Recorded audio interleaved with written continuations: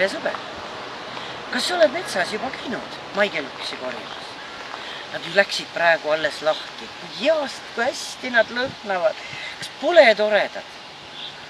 Aga teate, ma nägin alles hiljuti paari vahvat poissi, kes metsas neid korjasid ja siis nende boksi või neid varsi närisid. Mis ta arvad? Kas see on üks hea mõte? Vaata, veel 6-70 aastat tagasi, kui SMI meditsiin ravis inimest põhiliselt loodusega, oli sellel taimel imetlusväärne omadus.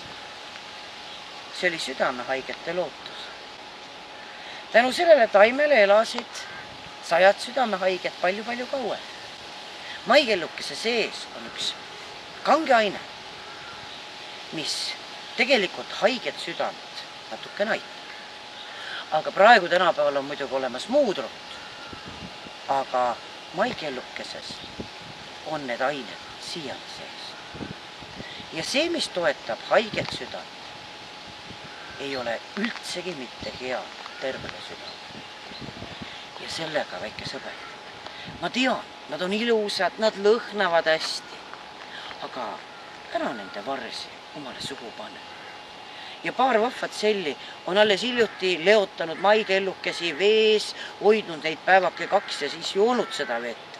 Aivad sellega võid sa meile kohe kiiresti haiglasse sattuda. Nii et need on ilusad ja toredad lilled. Võta, korja neid, aga ära neid suhu pista.